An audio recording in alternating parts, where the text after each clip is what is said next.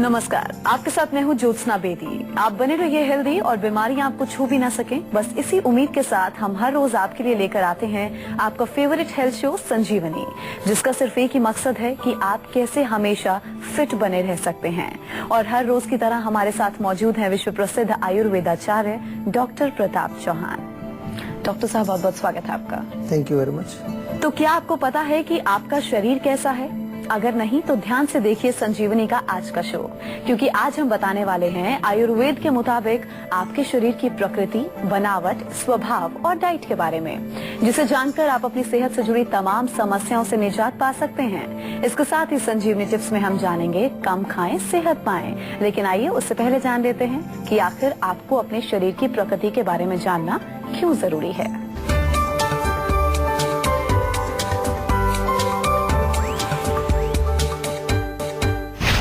कैसा है आपका स्वभाव?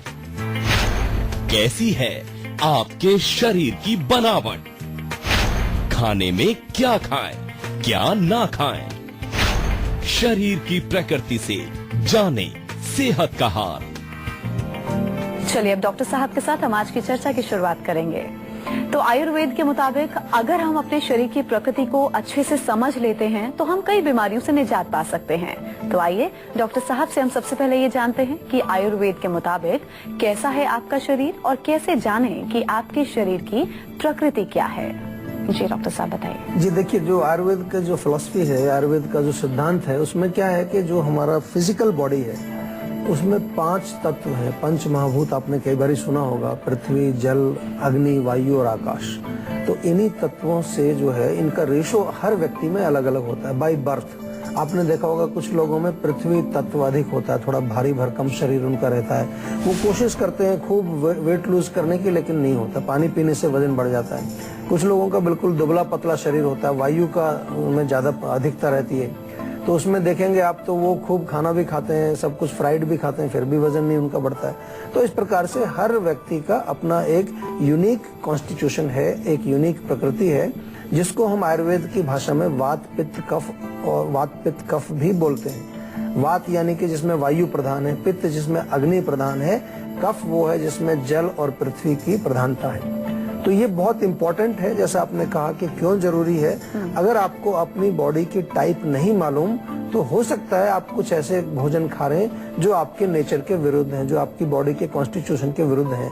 और आयुर्वेद में मुख्य रूप से आपको पहले भी हमने कई बार बताया कि रोग का मतलब है कि जब अपनी नेचुरल प्रकृति को आप खो देते हो, जब इम्बैलेंस हो जाता है उसमें, उसी को रोग कहते हैं। और प्रकृति मतलब यानी कि जब आप अपनी नेचुरल बॉडी में आप वापस आते हैं तो उसको हम हेल्थ कहते हैं। तो इसलिए हेल्थ को समझने के लिए और रोग को दूर करने के लिए दोनों में ही इसका इम्पोर्टेंस है कि हर व्यक्ति को अपने बॉडी टाइप का मालूम होना चाहिए। सिंपल सा एक उदाहरण अगर आप दूं, जैसे कि आपको ये मालूम होना चाहिए कि आपकी कार जो है वो पेट्रोल की कार है या डीजल की कार है, तो उसके अनुसार फिर उसमें आप ईंधन डालते हैं। नहीं पता होगा तो गड़बड़ होगी तो कार खराब हो जाएगी। सिंपल उदाहरण है। इसी तरह से हमें हर किसी को अपने शरीर की प्रकृति के बारे में जानकारी होनी चाहिए। अच्छा, क्यों जरूरी है डॉक्टर साहब आपके लिए, मेरे अपने लिए और हम सभी के लिए अपने शरीर की प्रकृति के बारे में जानना? इसलिए जरूरी है कि अगर हम जानेंगे नहीं तो हम जो है अपना खान पान और अपना लाइफस्टाइल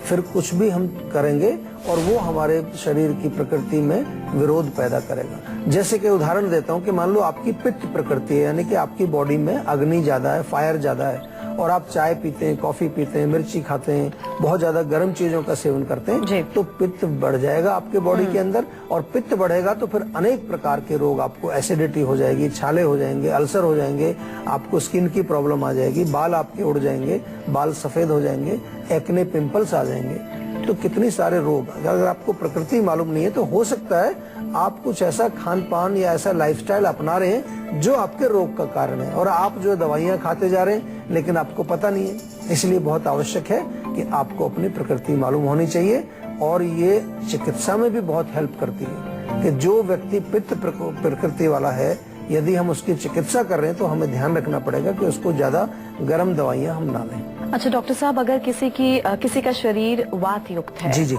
तो उसकी प्रकृति, स्वभाव और बनावट, साथ ही साथ डाइट कैसी होनी चाहिए, इसके बारे में जी बताइए। बिल्कुल, देखिए वात प्रकृति यानी कि वात या वायु की अधिकता शरीर में। वायु होती है, लाइट होती है, वेट कम होता है वायु, आप देखते हैं हवा जो होती है लाइट है, मोबाइल है और ड्राई है, कूल है, ये उसके गुण हैं। तो जो व्यक्ति वात प्रधान है, जिसकी प्रकृति वात है, उसमें शरीर में ऐसे ही गुण होंगे। उसका बॉडी लाइट होगा, मोबिलिटी यानी कि ज्यादा वो एक तरह से हाइपर एक्टिव पर्सन होगा। आपने देखा होगा कुछ लोग एक जगह टिक कर नहीं बैठ सकते, उनका जो है बॉडी में ड्राइनेस मिलेगा, आपको रुक्षता मिलेगी और थोड़ा सा स्किन ठंडी होगी, रुक्षता होगी, कॉन्स्टिपेशन होगा। जो मूवमेंट वाली चीजें हैं उनमें कहीं प्रॉब्लम हो सकती है, कोल्ड हैंड्स, कोल्ड फीट हो सकते हैं। तो इस तरह से हमें ये पता चलता है कि हमारे जो बॉडी के अंदर जो हमारे जो दोष हैं, वात पित्त कफ, उनमें से कौन सा दोष जो है अधिक है, किसकी डोमिनेंस है, उसके आधार पर हमारे शारीरिक भी और कुछ मानसिक भी हम उसमें फीचर्स देखते हैं, कैरेक्टरिस्टिक्स देखते हैं। जैसे कि अगर जो वात प्रधान होगा तो उसमें मेंटल लेवल पर एंजाइटी बहुत जल्दी आ जाएगी, फियर होगा, चिंता करने वाला व्यक्ति होगा। तो इस तरह से इसको समझा जाता है। और डाइट के बारे में अगर हम समझें कि क्या डाइट लेनी चाहिए वात वाले को, सिंपल है। जो गुण हमने बताए, रुक्ष है, ड्राई यानी कि कूल है, मोबाइल है और लाइट है वेट में, तो इसके विपरीत लेना चाहिए। यानी कि गरम गरम खाना खाए, ड्राई ना खाए, क्रंची क्रिस्पी ना खाए, थोड़ा सा अब लुब्रिकेटेड या सूप टाइप की चीजें ले और सेडेंटरी ज्यादा रहे, स्टेबिलिटी ज्यादा होनी चाहिए। तो कुछ बैठ करके आसन, व्यायाम, प्राणायाम, मेडिटेशन अगर करेगा वात वाला तो उसके लिए अच्छा रहेगा, उसकी हेल्थ अच्छी रहेगी। अगर डॉक्टर साहब किसी का शरीर पित्त प्रकृति का है तो उसके शरीर की बनावट के बारे में बताइए और साथ साथ डाइट के बारे में भी बताइए कि कौन सी से डाइट लेनी चाहिए जिससे वो सेहतमंद रहे। पित्त प्रकृति का जो बनावट की बात करें तो जैसे वात वाले दुबले पतले और होते हैं, उनकी जो मसल्स कम होती हैं, बोन्स होती है। पित्त वाले मीडियम बिल्ट होते हैं, उनका फिजिक देखें तो मीडियम बिल्ट होता है। और बॉडी अगर उसकी त्वचा की बात करें, थोड़ा रेडिशनेस हो सकती है, हीट ज्यादा होती है, गर्मी ज्यादा होती है उनके अंदर, थोड़ी सी जो है गर्मी वो चले जाए तो बर्दाश्त नहीं कर सकते, या भूख लगे तो बर्दाश्त नहीं कर सकते, गुस्सा भी बहुत जल्दी आ जाता है। मेंटल लेवल पर देखें तो क्रोध और उसके अलावा जो है थोड़ा ईर्ष्या, जेलेसी, ये गुण उसमें होते हैं। पित्त प्रकृति के लोग जो होते हैं अगर उनको देखें तो बहुत ज्यादा काम करने वाले एंटरप्रेन्योर टाइप के लोग होते हैं। उनके दिमाग में कुछ आइडिया आए तो वो उसको करके ही जो है फिर वो सांस लेते हैं, एक तरह से मतलब करने वाले लोग होते हैं। ये स्वभाव होता है उनका। जैसे स्वभाव जो है बात वाले होंगे तो वो थोड़ा सा इर्रेगुलर होंगे, एक चीज शुरू की वो पूरी नहीं हुई, दूसरा आइडिया आ गया तो फिर उसको शुरू कर दिया, तो they are not able to finish the work. लेकिन पित्त वाले बड़े डेडिकेटेड होते हैं, बहुत ही फोकस्ड होते हैं, इसीलिए वो अच्छे लीडर्स भी होते हैं, अच्छे बॉस भी होते हैं, अच्छे मैनेजर्स भी होते हैं, अच्छे पॉलिटिशियन भी बन सकते हैं और स्पोर्ट्स पीपल तो होते ही हैं, क्योंकि उनमें फायर है, अग्नि उनमें अंदर, जिसके अंदर आग होती है, कहते हैं ना, वो कुछ कर सकता है। तो इस तरह से इसको समझना चाहिए। और डाइट की बात करें तो जैसे कि हमने कहा अग्नि ज्यादा है तो कूलिंग चीजें उनको लेनी चाहिए ज्यादा। जितना वो कूल रखेंगे अपने शरीर को, नारियल पानी, खीरा, ककड़ी, तरबूज, पानी पिए, माइंड को भी कूल रखें, थोड़ा सा जो है ब्रीदिंग करें, शवासन करें, तो then they will be more healthy. अच्छा, जिनका कफयुक्त शरीर है उनके बारे में भी डॉक्टर साहब बताइए, उनका स्वभाव, शरीर की बनावट और साथ साथ डाइट।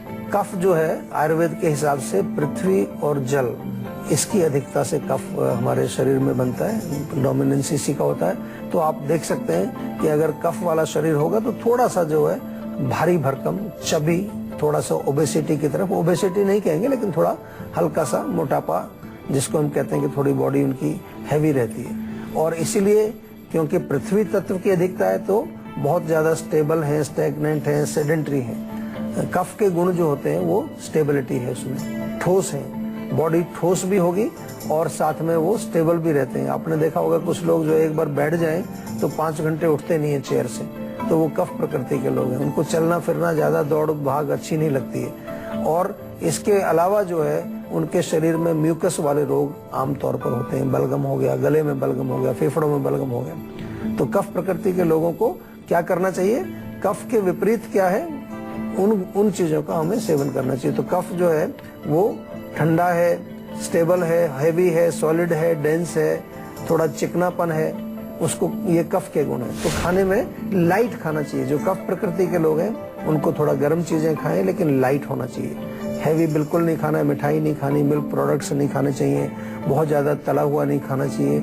इस प्रकार से अगर कफ वाले लोग ऐसी चीज़ों का पालन करेंगे, ऐसे भोजन खाएंगे, तो उनका जो है शरीर स्वस्थ रहेगा। चलिए अब बात करेंगे आज की संजीवनी की, जिसमें डॉक्टर साहब आपको बताएंगे कि आपकी बॉडी में वात, पित्त और कफ तीनों का बैलेंस ना बिगड़े, इसके लिए आपको क्या कुछ करना चाहिए।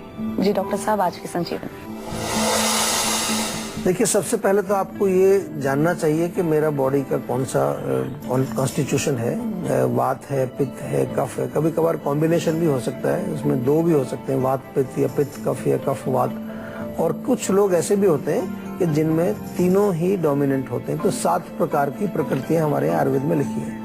अब हमें करना क्या है कि अपनी प्रकृति को पहचान के उसके अनुसार हमको अपना खान पान, अपना लाइफस्टाइल, अपनी exercise, everything you can design according to your constitution. बहुत इंपॉर्टेंट है। जैसे कि अगर हम कहें कि वात प्रकृति के लोग हैं जो, उनको ठंडी चीजें, क्रंची क्रिस्पी नहीं खानी चाहिए। आपने देखा होगा अगर बच्चा आपका वात प्रकृति खानी चाहिए। आपने देखा होगा अगर बच्चा आपका वात प्रकृति का है और उसको आप कोल्ड ड्रिंक दे रहे हैं, चिप्स खिला रहे हैं, उसको पॉपकॉर्न खिला रहे हैं, उसको रूखी सूखी चीजें खिला रहे हैं, तो उसके अंदर और ज्यादा वात बढ़ जाएगी, तो बहुत ज्यादा हाइपर एक्टिव वो बच्चा हो जाएगा।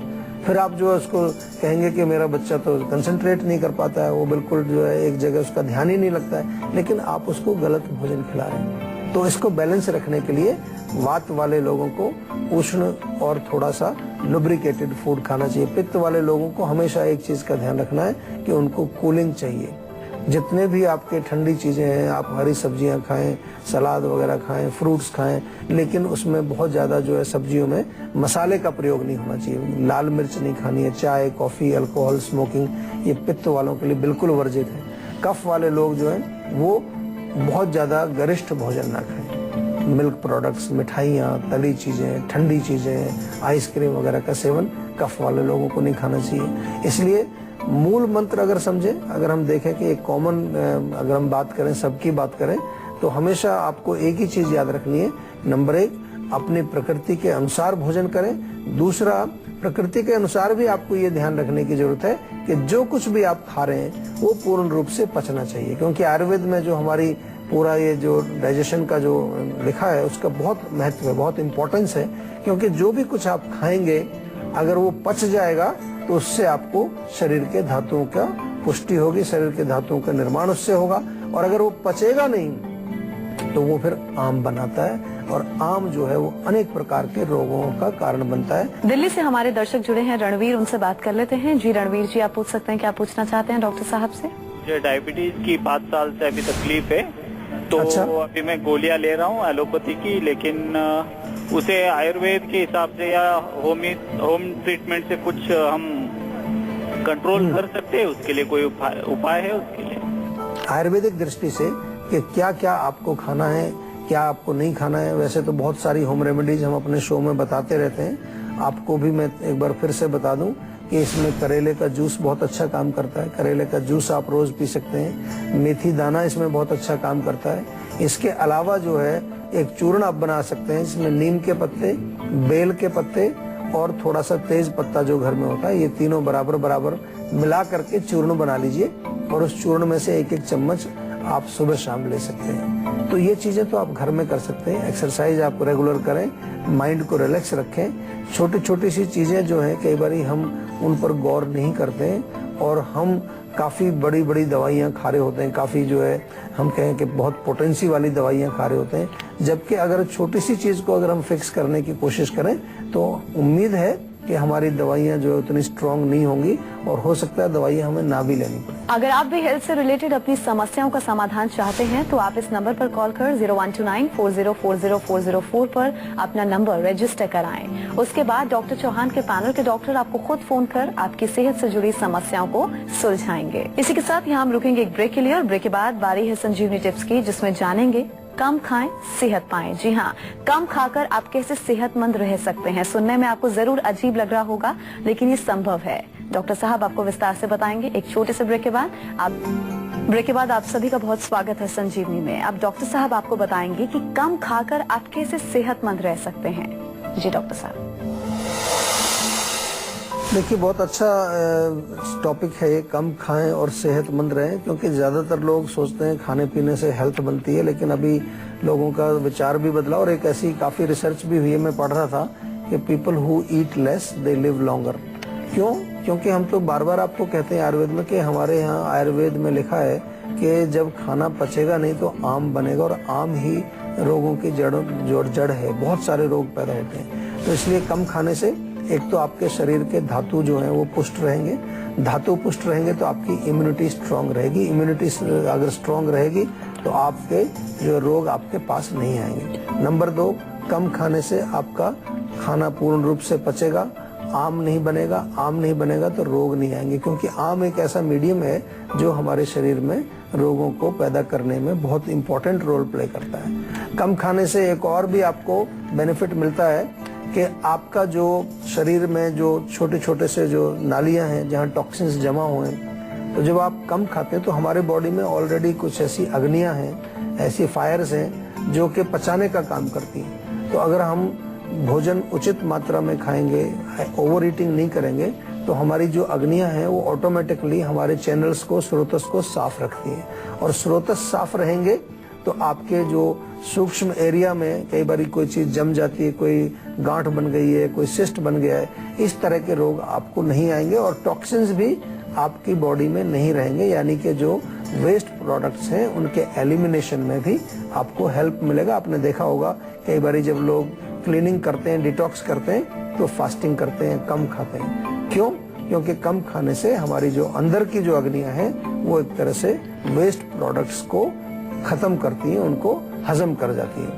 और एक फायदा और है इसका कि कम खाने से आपकी जो बॉडी है वो बिल्कुल स्लिम फिट रहेगी। आजकल बहुत बड़ी प्रॉब्लम है लोगों की ओबेसिटी की। ओबेसिटी अगर आ जाती है तो बहुत सारे रोग आ जाते हैं। डायबिटीज है, ब्लड प्रेशर है, जोड़ों का दर्द है, कमर दर्द है, तमाम प्रकार के रोग उसकी वजह से आते हैं, ओबेसिटी की वजह से। तो कम खाने से आपको मोटापे का कोई डर नहीं रहेगा, और आपका माइंड भी जो है कम खाने से वो शांत रहता है। क्यों रहता है? क्योंकि जब आप कम खाते हो तो माइंड में बहुत ज्यादा एजिटेशन या बहुत ज्यादा स्टिमुलेशन नहीं होता।